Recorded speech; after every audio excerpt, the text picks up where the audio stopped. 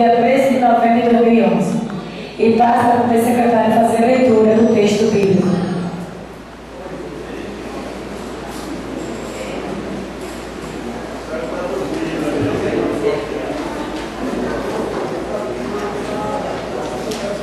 Meditando o Evangelho de hoje. Naquele tempo, Jesus disse aos seus sacerdotes: que vos parece? Um homem tinha 2 filhos. Dirigindo-se ao primeiro, disse: filho, vai trabalhar hoje na vinha. O filho respondeu: não quero. Mas depois mudou de atitude e foi. O pai dirigiu-se ao outro filho e disse a mesma coisa. Este respondeu: sim, Senhor, eu vou. Mas não foi.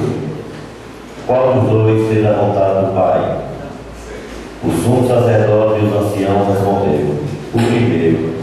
Então Jesus lhe disse: em verdade vos digo, que os publicanos e as prostitutas vos procedem no reino de Deus. Pois João veio até vós, caminhando na justiça, e não acreditaste neles. Mas os publicanos e as prostitutas creram neles. Vós, porém, mesmo vendo isso, não vos arrependeis para crer.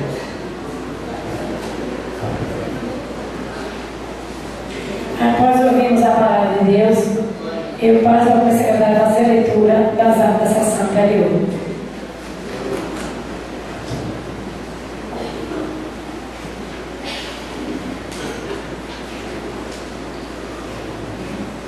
Excelentíssimo senhor presidente, vice-presidente, segundo secretário, senhoras e senhores vereadores, público presente, boa noite, sejam bem-vindos a esta casa.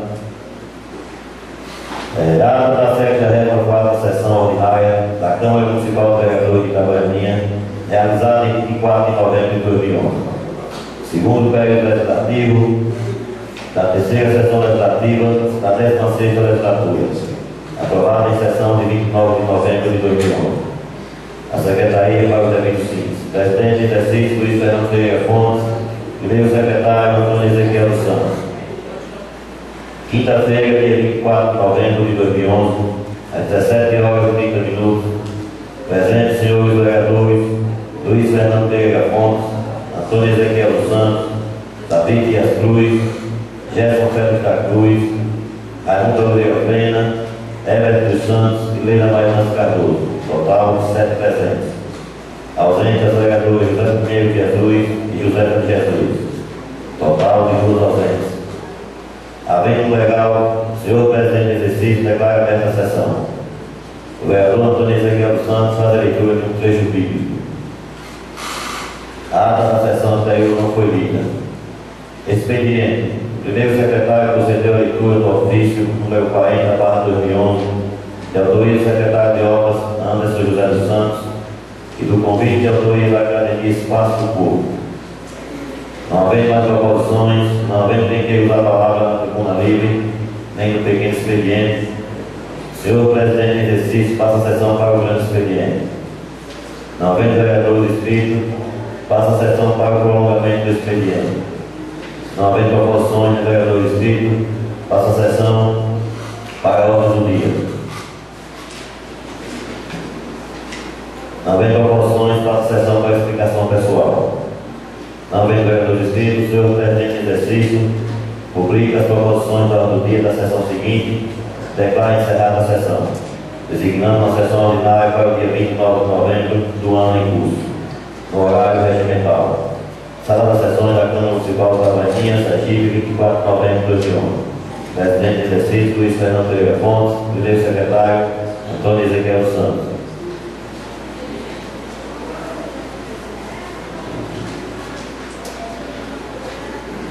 Ata da 75ª sessão ordinária da Câmara Municipal de Vereadores de Itabaianinha, realizada em 29 de novembro de 2011, segundo período legislativo da terceira sessão legislativa da 16ª legislatura, aprovada em sessão de 13 de dezembro de 2011.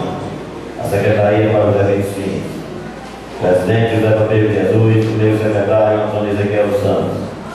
Terça-feira, dia 29 de novembro de 2011, às 17h30, presente os senhores vereadores José Pinheiro Jesus, Luiz Fernando Pereira Fontes, Antônio Ezequiel Santos, David Dias Cruz, Gerson Félix da Cruz, Everett dos Santos e José de Jesus, total de 7 presentes. Ausentes vereadores Raimundo Almeida Pena e Leila Maria Santos Cardoso, total de 2 ausentes. Havendo legal, a senhora presidente declara aberta a sessão. O vereador Antônio Ezequiel Santos faz a leitura de um trecho bíblico. As atas da sessão do dia 3 e 8 de novembro foram lidas e aprovadas sem modificações. Expediente. O primeiro secretário procedeu à leitura do convite de autoria do secretário de Estado de Desenvolvimento Urbano e das leis municipais 871, 872, 873 e 874. Não havendo mais proposições, não havendo quem queira usar a palavra na tribuna livre, nem no pequeno expediente, a senhora presidente passa a sessão para o grande expediente. Não havendo vereador inscrito, passa a sessão para o prolongamento do expediente. Não havendo proposições, nem vereador inscrito, passa a sessão para o ordem do dia. Não havendo proposições, passa a sessão para a explicação pessoal. Não havendo vereador inscrito, a senhora presidente publica as proposições do ordem do dia na sessão seguinte e declara encerrada a sessão, designando a sessão ordinária para o dia 1º de dezembro do ano em curso, no horário regimental. Sala das sessões da Câmara Municipal de Itabaiana, Sergipe, 29 de novembro de 2011. Presidente José Pinheiro Jesus, primeiro secretário Antônio Ezequiel Santos.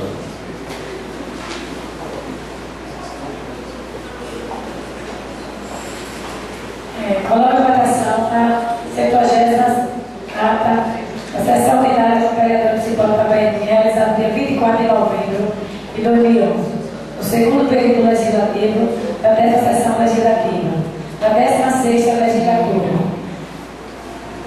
Em votação A. Os que aprovam podem sentar, não aprovam fiquem de pé. Aprovada por andar dos presentes. Coloco em votação a ata 75ª sessão ordinária da Câmara Municipal de Vereadores de Itabaiana, realizada dia 29 de novembro de 2011, no segundo período legislativo da terceira sessão legislativa, da 16ª legislatura. Em votação A. Os que aprovam permanecem sentados. Os que não aprovam fiquem de pé. Aprovada por unidade dos presentes.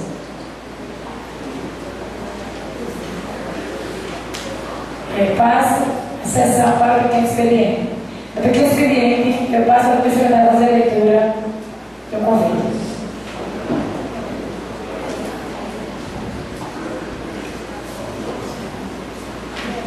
Convite. A Secretaria Municipal da Educação, junto à Secretaria Municipal de Cultura e o SESI, Indústria e Conhecimento, convidam a Vossa Senhoria para participar do primeiro concurso aluno escritor do projeto de Sponsor, realizado na Praça João Alves Filho, dia 16 de 12 de 2011, às 19h30. Projeto de incentivo à leitura do Sponsor. Não havendo matéria mais parceira do pequeno expediente, convido o excelentíssimo deputado estadual José Guimarães para fazer parte da mesa.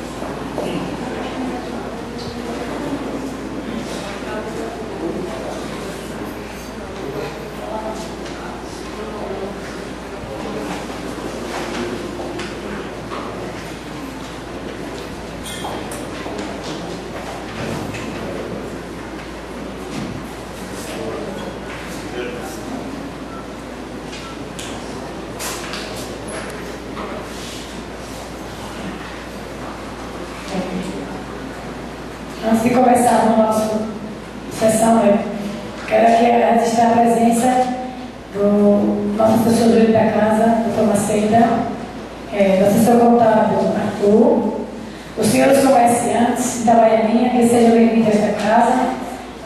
Estamos felizes, nós vereadores, por vocês terem atendido o convite, e agradecer a todos os vereadores que compareceram, que se não vieram porque tiveram motivo superior. E dizer a todos os vereadores que estão aqui que o tema hoje é sobre o comércio local. Não quero quero que vocês fujam do tema, não é? Se é comércio lá, comércio local, não é? E também, como nossa cidade está precisando muito de segurança, tem problemas, e fui assim acionado de repente para também o delegado se encontrar presente. Como eu tinha falado, o delegado antes, na prefeitura, um dia desse, me encontrei com ele e falei que nós, vereadores dessa casa, ia fazer um requerimento dirigindo-se a ele, a promotor e o juiz, como a gente tem feito essa casa por várias vezes, para falar sobre segurança do nosso município e o que eles têm a oferecer para melhorar a segurança. Mas que ele seja bem-vindo a essa casa, que ele não chegou ainda, e para dar suas informações também. E passo a palavra para o senhor deputado estadual, Zezinho Guimarães, que está aqui presente para falar sobre o comércio local, como foi feito o requerimento em nome de todos os vereadores que fazem parte da mesa, e assim com todos, dirigir-se ao comércio e distribuir 110 convites. E graças a Deus, nós estamos vendo aí o resultado. Então, passo a palavra para o senhor deputado fazer a explanação sobre o comércio local, que vocês estão ansiosos para ouvir. Com a palavra, deputado Zezinho Guimarães. Boa noite a todos. Eu quero inicialmente saudar o presidente Josefa, saudar os vereadores Ezequiel, Nando, Davi, Zelina, Gerson, Sodeca e a vereadora Lida. Eu praticamente me autoconvidei para vir aqui hoje. Fique à vontade, deputado. Na semana passada, eu tive uma notícia de que estaria prestes a querer se instalar aqui, nessa cidade, uma grande empresa, uma multinacional. Eu venho, desde que assumi o meu mandato, eu venho, e todos vocês sabem, a minha vida toda eu trilhei junto a empresários, principalmente nos últimos 6 anos, eu convivi diretamente com as pequenas empresas do meu estado. E nesse trabalho que fiz ao longo desses últimos 6 anos, eu não fiz outra coisa, a não ser, além de conhecê-las, tentar cada vez mais torná-las mais fortes, levar competitividade, levar conhecimento para que elas pudessem sobreviver nesse mercado extremamente competitivo que todos nós, principalmente nós que fazemos o comércio, sabemos como é difícil competir quando a gente não tem informação, quando a gente não tem crédito, quando a gente, enfim, quando a gente tem uma carga tributária excessiva. Então, nesse ambiente, nesses últimos 6 anos eu convivi e procurando, de certa forma, contribuir para que o pequeno pudesse sobreviver e criando, de certa forma, ambientes para que ele não viesse quebrar. Existe uma estatística no Brasil, perversa por sinal, de que apenas menos que 50% das empresas elas morrem, isso significa fechar, com 2 anos de vida. Essa é o ambiente que a gente vive no Brasil. E nós que fazíamos na época no Sebrae, a gente que detinha essas estatísticas todas, a gente se comovia até para que criássemos, de certa forma, um ambiente de crédito, tributos principalmente, para que os pequenos pudessem sobreviver. E não foi à toa que em 2006 o Sebrae, junto com o Congresso Nacional, levou avante e aprovou a Lei Geral da Micro e Pequena Empresa, Lei 123, de 2006. também veio, de certa forma, minorar essa problemática que existe no Brasil com relação à carga tributária. Resolveu todas as questões? Ainda não. Muito tem que se fazer. Criamos alternativas para que os impostos fossem minimizados, criamos alternativas para que os pequenos tivessem determinados privilégios, criamos alternativas para que eles pudessem ter um parâmetro do que é pequeno. Enfim, todas as áreas da lei geral favorece, mas ainda não é o ideal que nós gostaríamos que fosse, a exemplo do que acontece em vários e vários países. E não é país atrasado, nem subdesenvolvido, nem que está em desenvolvimento. Muito pelo contrário. Países com uma economia muito mais forte que a nossa, países em que tem uma história empresarial muito mais antiga que a nossa, criou uma legislação, porque entendia que sem o pequeno não é possível fazer desenvolvimento. E os números no Brasil já traduz isso. Infelizmente, a gente ainda tem assim uma certeza do que eu vou dizer a vocês, de que o pequeno, por ser muitos, e não são bons, só para você ter uma ideia, 99% de todas as empresas formalizadas no Brasil, todas, 99% é micro e pequena empresa. Então, e como eu estava dizendo, então como são muitos, às vezes eles não se preocupam em se unir, porque se fossem unidos, certamente seria uma força extremamente forte, capaz de criar um ambiente para sobreviver com mais facilidade. 60% de toda a mão de obra empregada no Brasil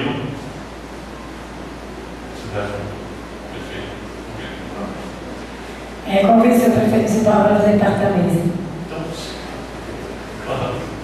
60% de toda a mão de obra empregada no Brasil, aquela mão de obra formalizada, vem oriundo da micro e pequena empresa. Portanto, são esses números que traduzem a força da pequena empresa, embora a gente saiba que elas não têm uma força política capaz de criar um ambiente, eu diria, extremamente fértil para que ela pudesse crescer e se desenvolver. Então, quando eu cheguei, e foi um dos meus propósitos, eu tinha uma frustração na minha vida, porque como eu trabalhava a vida toda no executivo, e eu às vezes criava uma série de ambientes, uma série de proposituras e tal, mas tudo desaguava na questão da política. Aí tudo tinha que ir para a Câmara, para o Senado, a Assembleia, Câmara de Vereadores, enfim. Essa era uma das grandes frustrações que eu tinha, porque eu dizia, puxa, eu não consigo fazer o gol, porque o gol, na verdade, é a lei. E a gente não podia fazer lei. A gente podia fazer uma série de coisas. Então, um dos nossos propósitos era esse, de que eu pudesse fazer proposituras que pudessem ajudar os pequenos. Foi com esse propósito que, no final do meu período no SEBRAE e no começo do meu período no Legislativo, eu já sentia a necessidade e levava isso para todo o SEBRAE no Brasil. Levava essa minha preocupação. Como é que pode a gente tem em Sergipe, lá a gente tinha catalogado no SEBRAE mais ou menos 460 pequenos supermercados. Como um supermercado pequeno sobreviver com o Walmart da vida, com o G Barbosa da vida, que não é mais brasileiro, já é chileno, e essas grandes redes francesas como Carrefour? Como sobreviver numa competição dessa? E qual é aguçando a minha curiosidade, eu encontrei na legislação, inclusive em estados mais adiantados que o nosso, do ponto de vista de DH, de concorrência, enfim, que eles têm uma legislação que, de certa forma, dá um freio nisso. E é esse o meu propósito de vir aqui hoje, de pedir à presidência dessa casa e aos senhores deputados que nós procurássemos debater um assunto que eu quero levar agora para os senhores. Mas não está aqui um cara que ele quer que vocês se convençam de que eu estou certo. Não quer isso. Eu não quero que o que eu trago aqui hoje para submeter a essa casa seja a verdade definitiva. Eu quero que a gente crie aqui com os senhores vereadores, com os comerciantes, se for o caso, de debater o meu ponto de vista, aquilo que eu acho que, pela minha experiência, eu acho que eu devo fazer isso até por uma obrigação.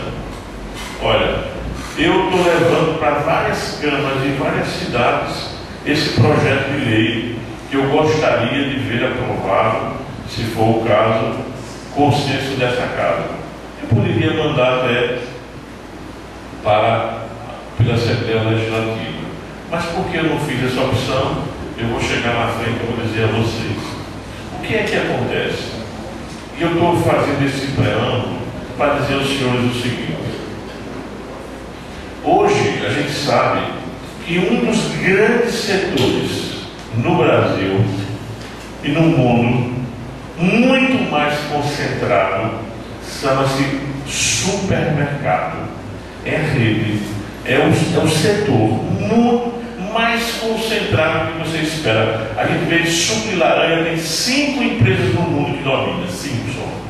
Nós estamos caminhando para que a rede de supermercado não passe de uma mão também. Essa é a concentração.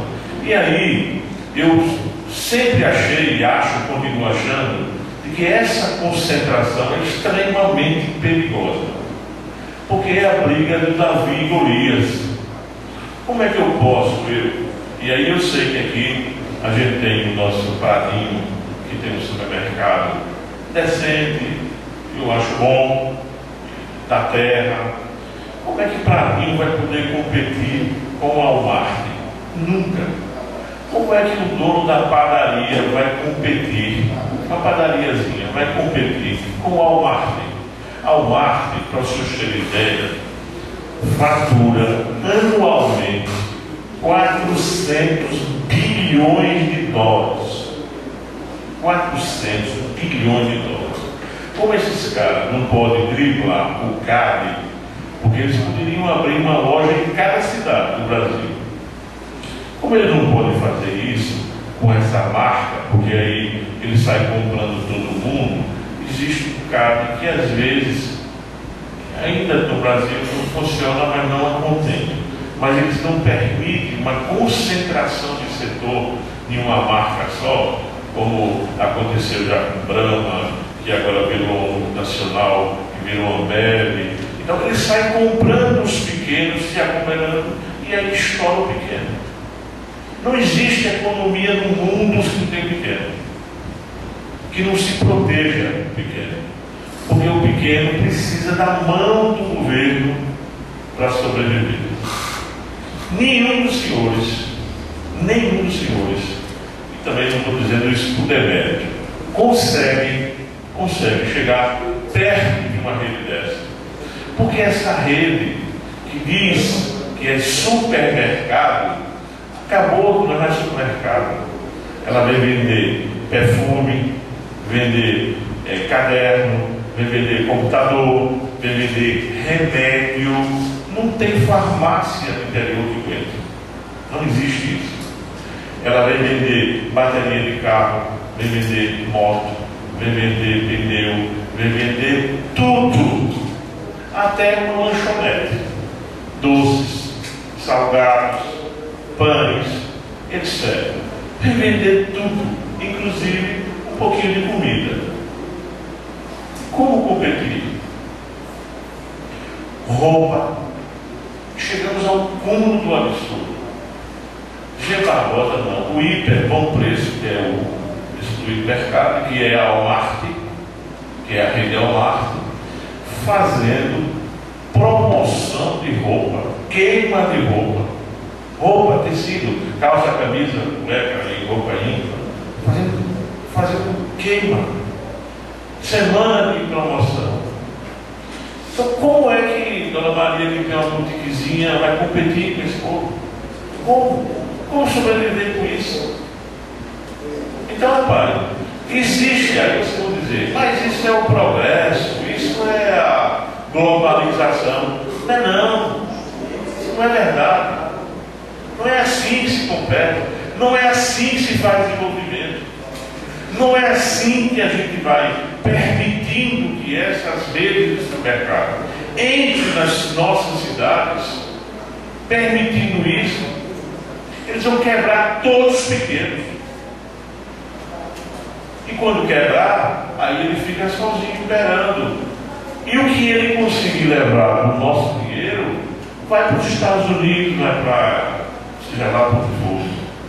Porque eles fazem isso. Nós tivemos recentemente notícia da maior remessa de lucro da história do Brasil. São as grandes redes que fazem essa concentração, que a gente, que tem um pouquinho de conhecimento, tem que alertar a sociedade para dizer, olha, nós estamos pagando um preço caro e nós não podemos permitir, em hipótese alguma, que a gente não proteja a nossa empresa, o pequeno mesmo, porque é ele que emprega. Se vocês imaginarem que o Walmart está querendo invadir o Nordeste todo, com mais de 90, 120 lojas no Nordeste, como ele não conseguiu vir com a bandeira dele, ele veio com essa bandeira todo dia. E essa bandeira todo dia vai em Aracaju, para você ver se tu já quebrou uma centena de pequenos. Então esses caras vêm para matar. E engraçado é o seguinte, tem uma estatística que a classe C e D do Brasil foi a que mais evoluiu. Qualquer coisa, em torno de 10, de 20 a 30 milhões conseguiram dar um salto de qualidade nas suas vidas em função de uma medida muito simples, todo mundo sabe. As políticas sociais do governo federal favoreceram a esse surgimento, a esse fortalecimento da classe C e D. E aí, como eles já não se contentavam com as grandes redes ou com os grandes hiper, porque todo mundo conhece Carrefour, Pão de Açúcar, brigando agora com Pão de Açúcar com o francês, para ver que já perdeu, não tenha dúvida, 51% já é francês, o Hiper, que já é, o G. Barbosa, que já é chileno, enfim, todos esses já estão na mão de multinacional. Enfim, nós estamos pegando o nosso setor varejista e entregando às multinacionais. Isso é um perigo para o Brasil. E o pequeno não vai conseguir sobreviver. Esse é que é o fato. Não tem farmácia que supere. Não existe farmácia que aguente uma concorrência com a farmácia do todo dia. Ele compra milhões, milhares. Ele compra uma distribuidora, ele compra o laboratório praticamente todo para distribuir. Então, essa salvaguarda que a gente precisa, eu estou trazendo aqui uma propositura de um projeto de lei que quero submeter a esta casa. Vou deixar aqui para que a assessoria jurídica possa estudar isso com profundidade, se for o caso. Está espaldado. E adianto que não tem problema de inconstitucionalidade. Está espelhado no artigo 2º da Lei Federal 2.257, de 10 de julho de 2001, que é o Estatuto das Cidades. Portanto, ela tem um amparo legal, e que nós precisamos criar uma legislação municipal que não permita, ou melhor, não é que não permita, é que essa legislação ela vai dar ao gestor municipal a capacidade de ele analisar se é bom ou é ruim você permitir que aqui se instalem grandes empresas, e a critério dos senhores pode ser estendido a outros tipos de empreendimentos e o tamanho que os senhores desejarem. Eu não acredito que essa cidade, se for a bel prazer, se instale 50 postos de gasolina, isso seja saudável, nem seja desenvolvimento, vai quebrar todos. Eu não acredito que aqui, já tendo os supermercados pequenos da cidade, do estado, de Barbosa, se permite instalar uma rede grande como uma rede todo dia, e isso a gente faça, por favor. Presidente, tem um deputado, pode convidá-lo. Obrigada. E o delegado? Convido o senhor delegado da nossa comunidade, senhor Cleão Santos Silva, para fazer parte da mesa. E o excelentíssimo deputado Raimundo Vieira. E também agradeço a presença dos policiais, agentes policiais civis, Jadiel Damião Macedo. Então, como eu estava dizendo, nós precisamos criar uma legislação que nos dê essa força, que seja capaz de a gente poder avaliar. É isso que a gente está trazendo. É que quem vai decidir se deve ou não vai ser o executivo, evidentemente. Mas ele vai ter um instrumento na mão importante que vai dizer assim, que é isso que nós queremos. Olha, essa rede, esse tipo de empreendimento vai gerar mais emprego do que ele vai tirar. Ele vai trazer mais benefícios do que vai prejudicar a população. Ele vai criar um aspecto urbanístico da cidade, embelezamento do que vai trazer transtorno. Enfim, todos esses parâmetros estão aqui escritos na lei, que eu gostaria que vocês depois pudessem não só debater, e a minha assessoria está à disposição de todos para que vocês possam exaustivamente poder criar nessa cidade o mais rápido possível uma legislação que permita tomar uma decisão consciente do que está fazendo, porque senão vai ser tarde demais. Podem ter certeza absoluta do que eu estou dizendo, porque eu tenho certeza, pela minha experiência, de que o pequeno não sobreviverá a uma concorrência de uma grande rede de supermercado. Como eu disse, ela não vem para aqui fazer nem gracinha, nem vem vender somente comida baratinha.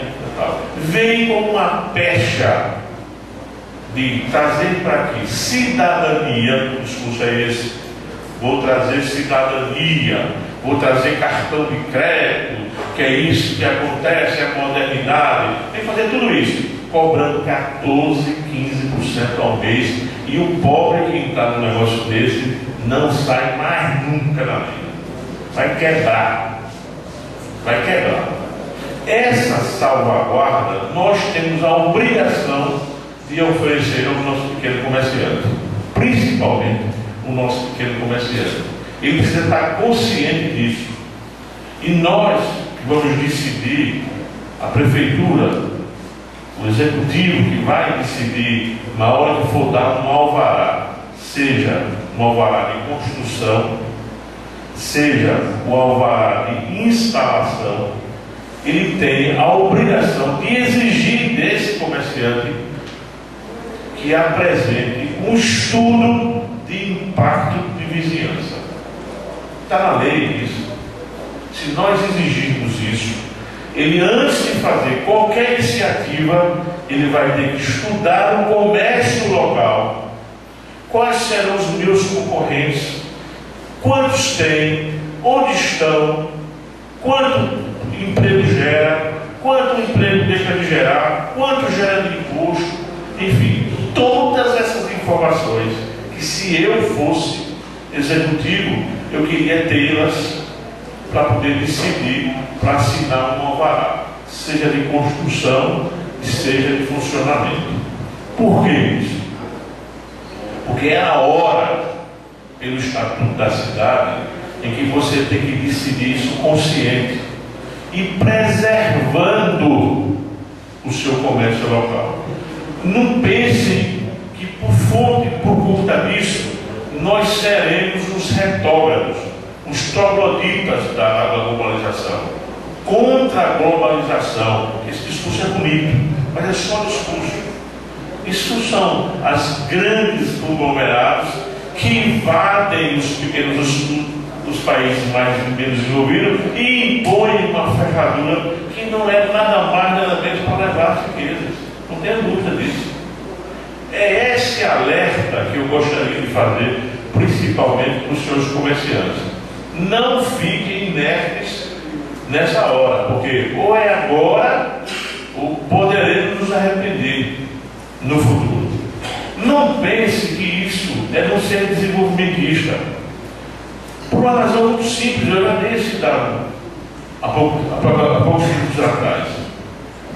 Se o pequeno é o maior número, se o pequeno é aquele que mais emprega, não é o grande que faz isso. O grande pode ter mais riqueza, mais volume, mais capacidade de comprar e vender, mas ele não é aquele que dá mais emprego, que é o importante na economia. Quem faz o desenvolvimento são os pequenos. Qualquer país do mundo. A economia italiana, que apesar de estar ruim do ponto de vista de macroeconomia, mas é uma economia fortíssima, quem conhece a Itália sabe, ela privilegia o seu pequeno comércio, a sua pequena indústria, o seu pequeno negócio. 52% da economia italiana é gerado por pequeno negócio.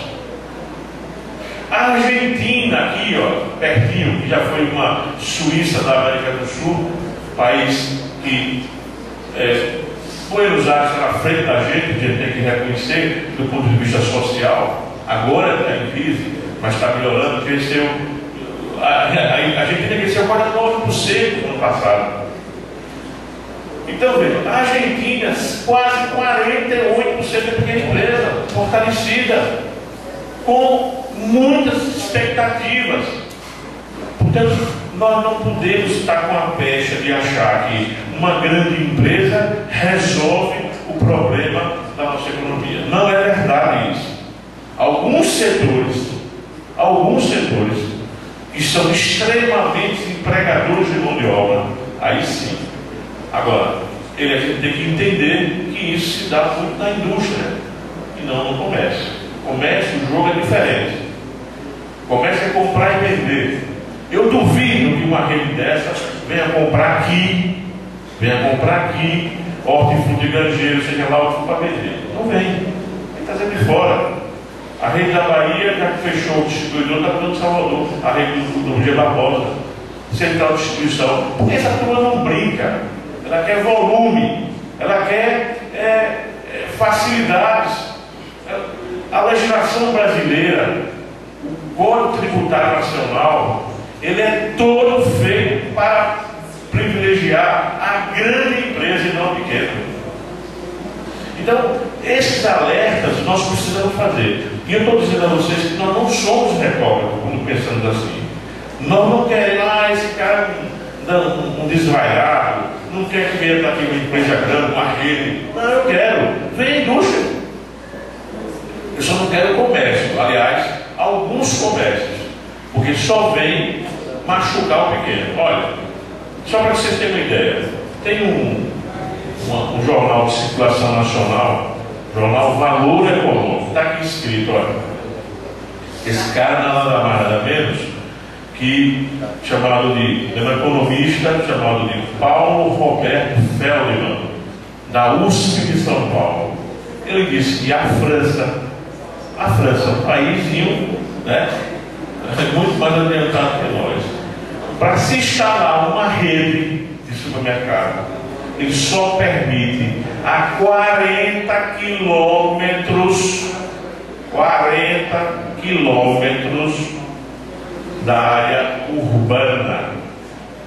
Por que ele faz isso? Porque ele quer proteger o seu comércio. Quem quiser ir comprar na rede grande, vá lá para a rede. Quem já foi na Itália ou na região de Milão, saindo de Milão, nas estradas você vê supermercados grandes, grandiosos, mas fora da cidade, a 10, 20, 30 quilômetros. Na Itália, nas Franças são 40 quilômetros, fora da região.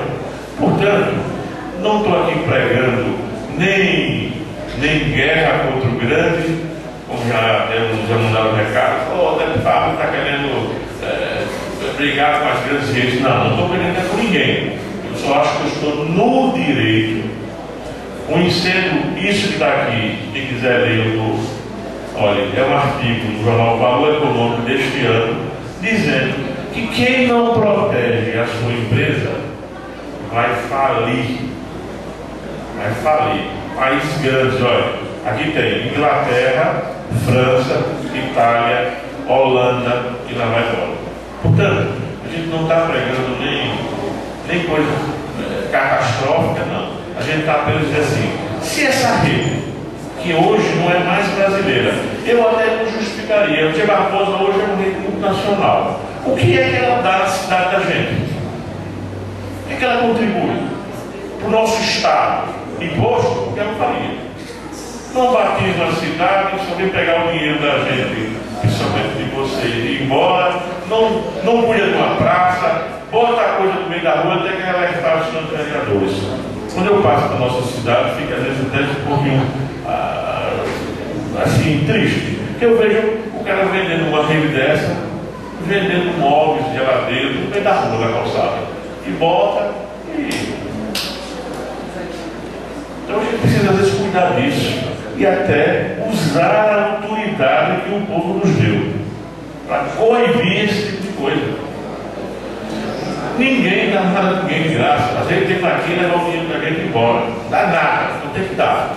Portanto, se não der, tem que cumprir a lei. Se não cumprir a lei, manda fechar mesmo, na porrada. Mas ele tem que respeitar a legislação e também partilhar a riqueza. Senão, e que adianta? É com esse espírito que eu estou aqui hoje dizendo aos senhores. Então, eu vou encerrar esse assunto, porque eu sei que todo mundo está ávido para discutir um outro assunto que estive juntamente. Aliás, eu fui, assim que soube desse problema, e a gente já foi uma vez, eu fui outra vez, falei com o secretário de Segurança, pedi a ele que nos ajudasse aqui, porque a situação não é só Itabaianinha. Posso dizer aos senhores que não é só Itabaianinha, pelo contrário, é no estado todo, é no Brasil todo. Nós estamos vendo um problema de segurança muito sério.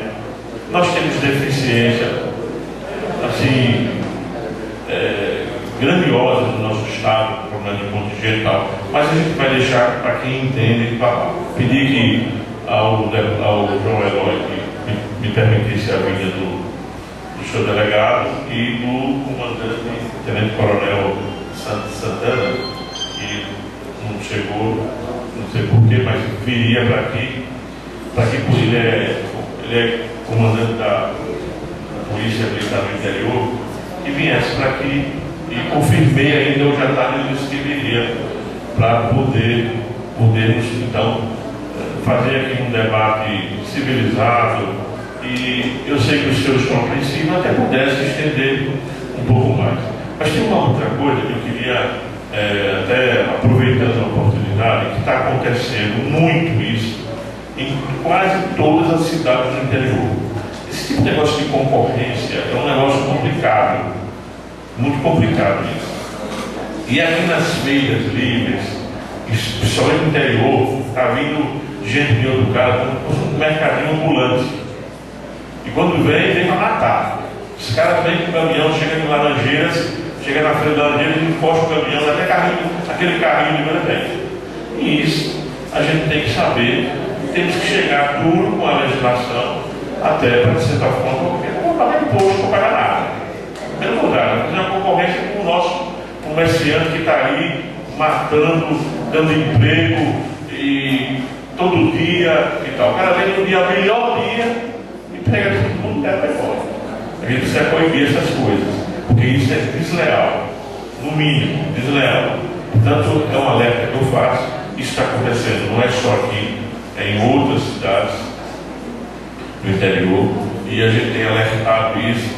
até porque as pessoas que fazem isso muitas vezes nem empregam, não pagam imposto, é um caminhão pulando para cima e para baixo, quando não em outro mecanismo. E aí não é justo, até por conta da justiça fiscal, não é justo que o nosso comerciante que está lá instalado direitinho, pagando seu imposto, dando seu emprego, carteirinha assinada, o Ministério vem lá quando não tem uma paulada dele e tal, e não trabalha 7 dias na semana com sua família, sofre uma concorrência desse tamanho de forma desleal. Eu acho que isso é injusto e a gente tem como evitar.